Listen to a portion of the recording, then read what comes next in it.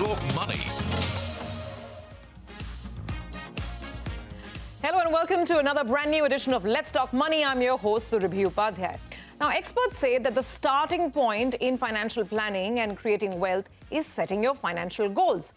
Do we give enough thought to this, or are we simply chasing returns in search of having one large pot of gold by the end of the exercise?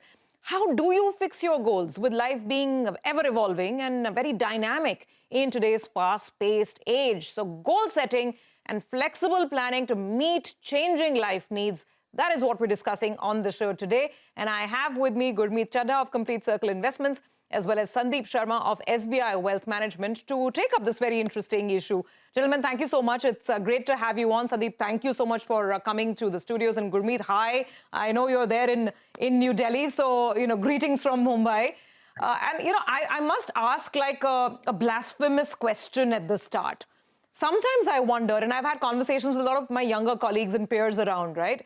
They say, what is this goal-setting business? Life is changing. I don't know if I'll have my job tomorrow. Maybe I want to take early retirement. Maybe I want to travel the world. I don't know if I'm getting married or not. What are you talking about, this long-term goal, 15-year roadmap? So is the concept getting a little outdated? I start with this, as I said, slightly blasphemous question to the planners. Sandeep, your thoughts? Okay, thank you for calling us, Surabhi. So basically, see, goal planning is important in my view, primarily because, life events are going to happen to you, whether you plan for it or not. So you are going to retire one day, you are going to get married. If you get married, you're going to have kids, then you're going to plan for their future also. You need some kind of a contingency planning because, life is not that simple. So therefore, it's better that if you are able to define the goals that you can foresee, it is always better because it makes your investment journey more smooth. Okay, all right. So life will happen anyway, so you might as well start planning. Gurmeet, come in on this, and that's really the opening question because a lot of people are now saying my life is so dynamic. It's not like the older days, right? Get married at 28, have your children at a certain age, retire at a certain age. It's all over the place now. So how do we plan? So, Surabhi, there is a famous quote that goal without a plan is just a wish. Right? And wishes may or may not come true. So you need to quantify them, right? Especially when those are financial goals, right? So when you quantify your goals, you start seeing the invisible future in the present, right? So you have to quantify, things like, as you rightly said, getting married, buying a real estate, planning for your children, planning for your retirement. Once you do that, then you also start penning. Once you pen down things, you also pen down, okay, how much money do I need to, fulfill that wish? Second, do I have enough resources to fulfill that wish? Most importantly, when you do that, you're also accepting that I'm not just trying to, wish things. I'm trying to put a plan to action. So only by specifying and quantifying, I think, 50% job is done. And once you do that, you also figure out what are the avenues which will lead you there. So the first step is always quantifying. And that is why, look, even the government of India also does it. They come up with a union budget every year. Otherwise, everything is a wish list. I will give houses, I will give toilets, I will give this and that. But only once you quantify, you realize, okay, I have limited resources. Let me now put optimal use of it. Okay, fair enough. I mean, that's a strong argument that you make, that at least you have to start somewhere. You have to have some plan. The question then is that, what shape, form and format should this goal and this plan take, Sandeep? And what's the advice that you give out? You've been in the financial services industry for so long, right? So whether someone is single or married or middle-aged or, heading towards retirement, what is it that you need to start asking yourself? What is it that you need to start quantifying, like Gurmeet is saying, and putting down on paper? So basically, I think you have to start with identifying the goals. So there can be various goals that one person can have in his life.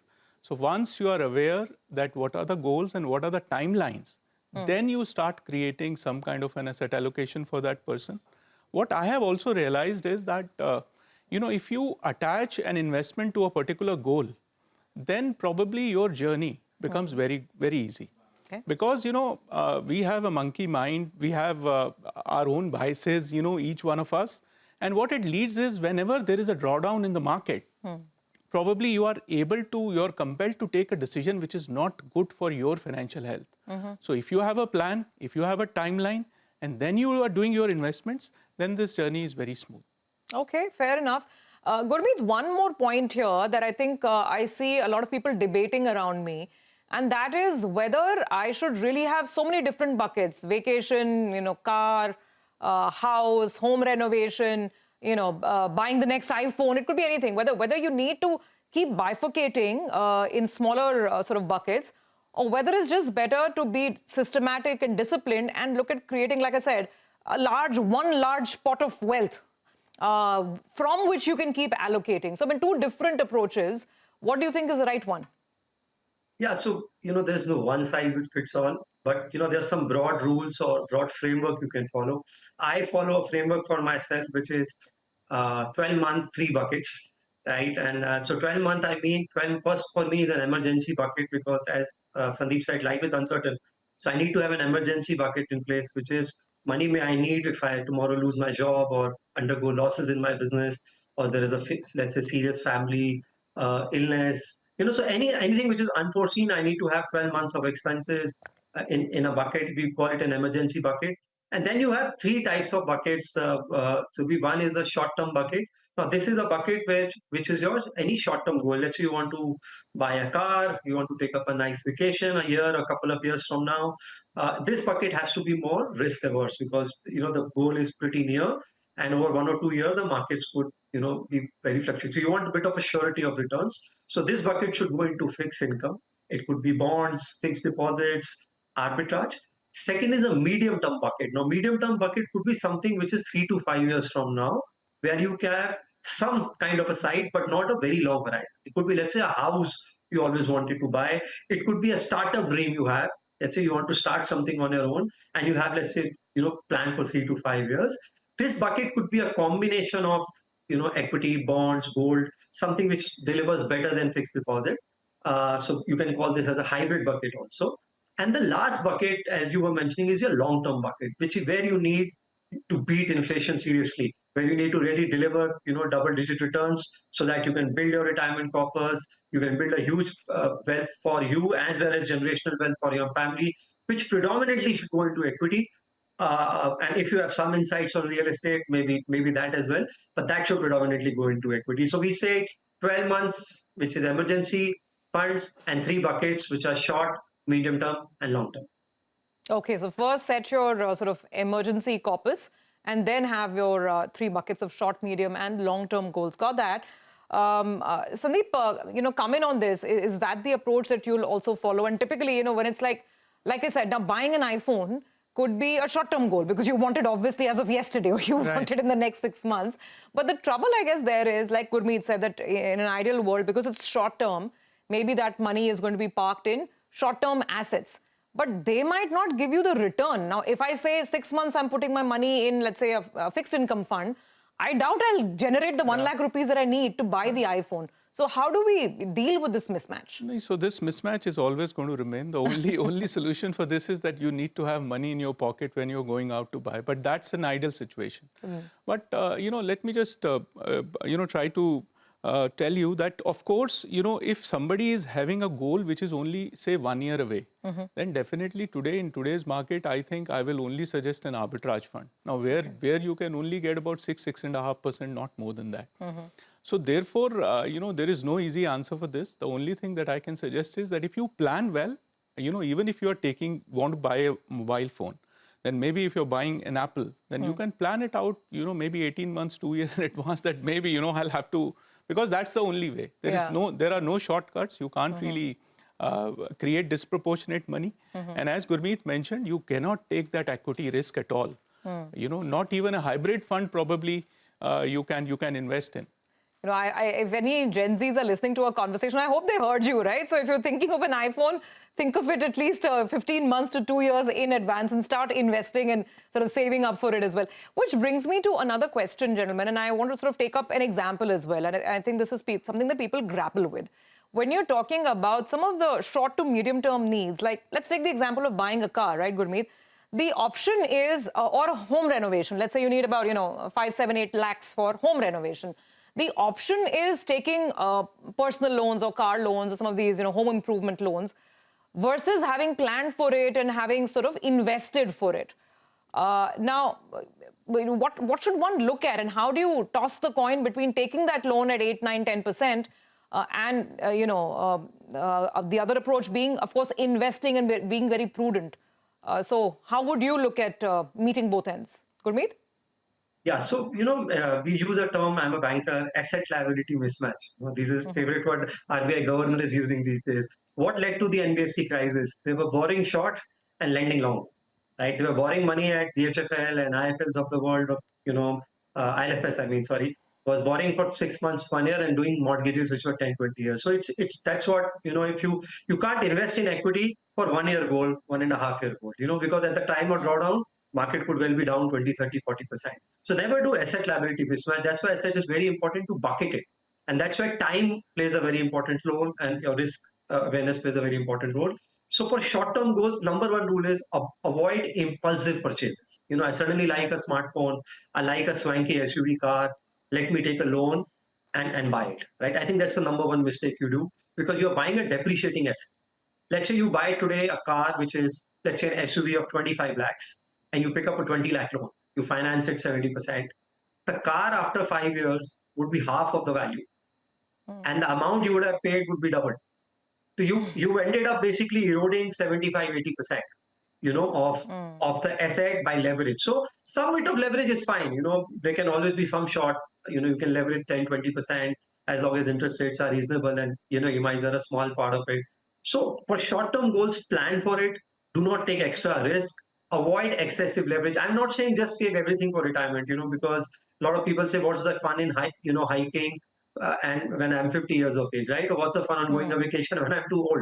So that's why striking the balance is important. Less leverage, or ideally avoidable, less leverage. Short-term goals should be financed by your savings and conservative instruments.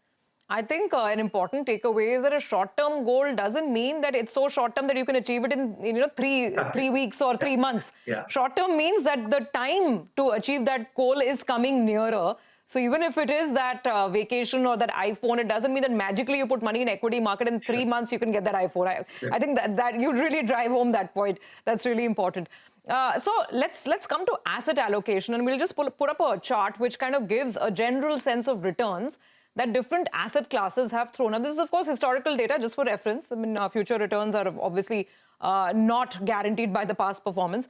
But just for reference, if you're looking at equities, this is, of course, Indian equity, US equity, the 5-year return obviously is 19-20%. But if you look at longer term, 15-year, so 13 to 19% is the kind of equity return. Debt has given over 5, 10, and 15 years between 6 and 7%.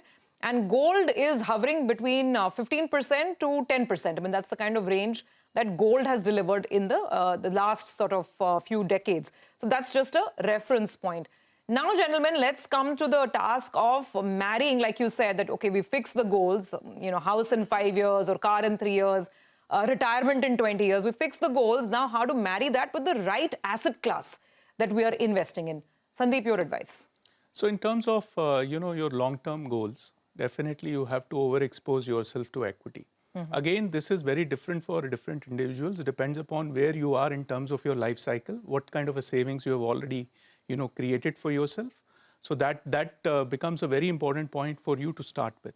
If you have a lot of savings with you, then you can, think about equities, exposing yourself to a lot of equity, then there is no problem. But yes, when it comes to a stage where you are trying to build up and you don't have some kind of a corpus available, then there you need to probably allocate to equity and a portion of money to liquid. But if you have taken care of your, your emergency needs and all, then probably, I feel that for a normal person, 80-20 kind of an exposure to equity and debt would be a good starting point for a long-term portfolio.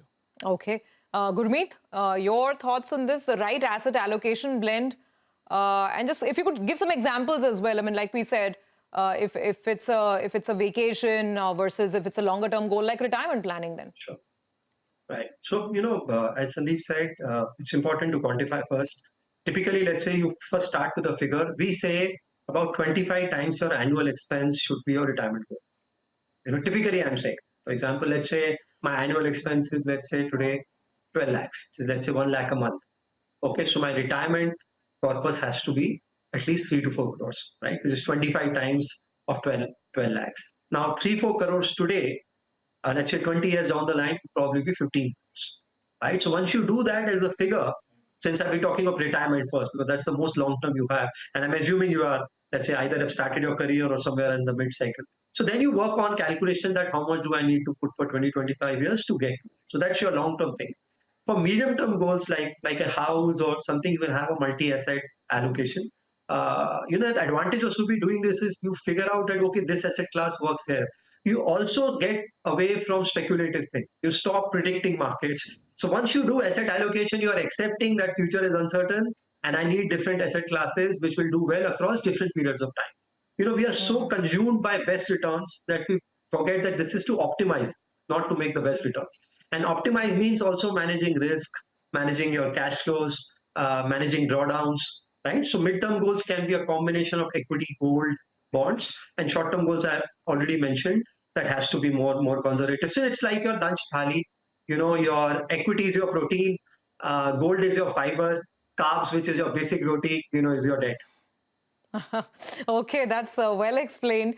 Sandeep, just a point on multi-asset funds, and we're discussing asset allocation, right? I think this is also something that people often think, whether they should do their own portfolio level asset allocation, that, okay, I have 70% of my money in equity funds and 20% in fixed income and some in gold, or whether they should opt for this product called the multi-asset fund, which most AMCs are offering. What's your advice? So basically, in a mutual fund structure, the tax benefit is humongous. Because, today probably we are trading at a higher end in terms of the valuations in the equity market. Now, probably right now, multi-asset allocation funds will have limited equity exposure, anywhere between 25 to say 35, 40%. But when the time changes and when the time comes to increase equity exposure, the fund manager will be able to increase it without any tax impact. So that's a very big advantage. Yeah. Whereas for us, I mean, individually, I'll have to first sell down my equity funds, then look at investing in fixed income or any other asset. And multi-asset allocation funds in today's scenario are very good in terms of the exposure that they are able to take to gold and silver also. So I think today the most aggressive product that we are positioning in front of our investors is either a balanced advantage fund or a multi-asset allocation fund. Okay, got it. Well, we'll take a quick break on that note. We'll come back on the other side and we'll have some viewer queries as well. We'll come back with the answers in just a moment.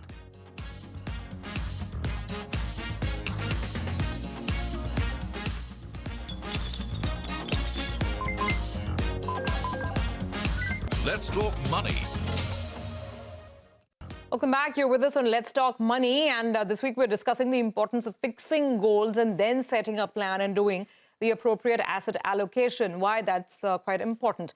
We have a viewer joining us on the phone line with a question. I think Karan is on the line. Karan, hi. Welcome to the show. Tell us, how can we help you?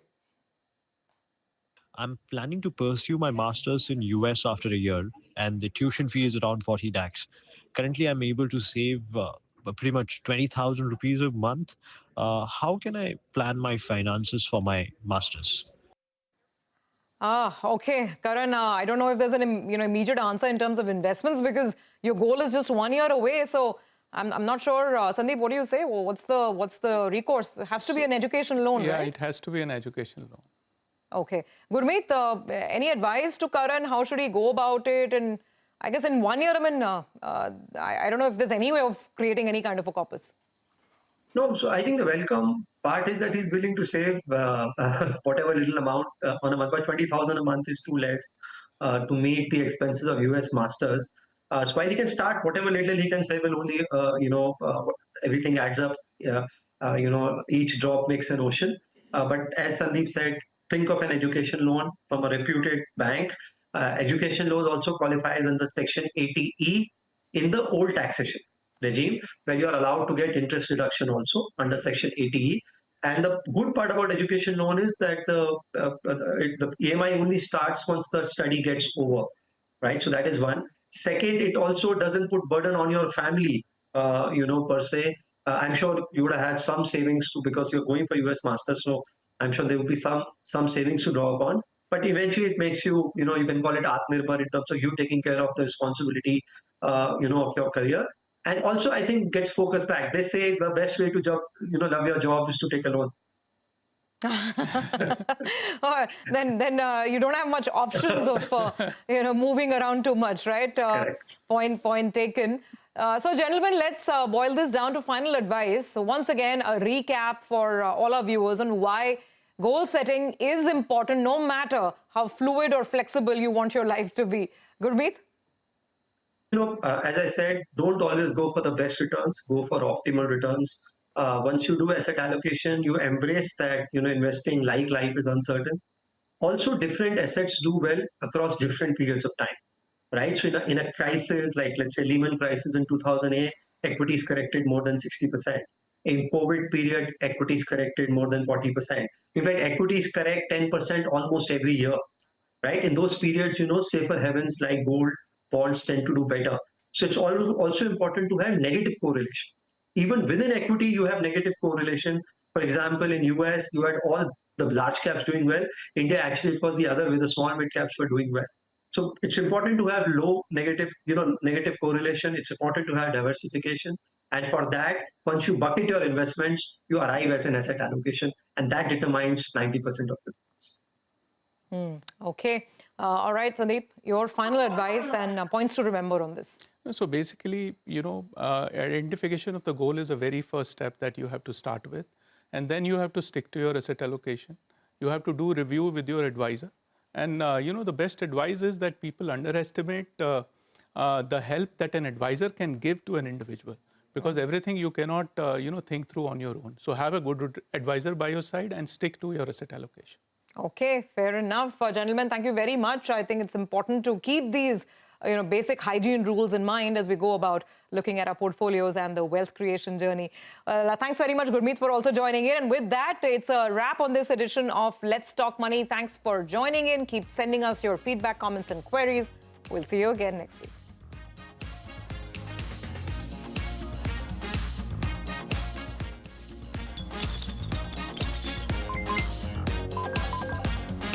Let's Talk Money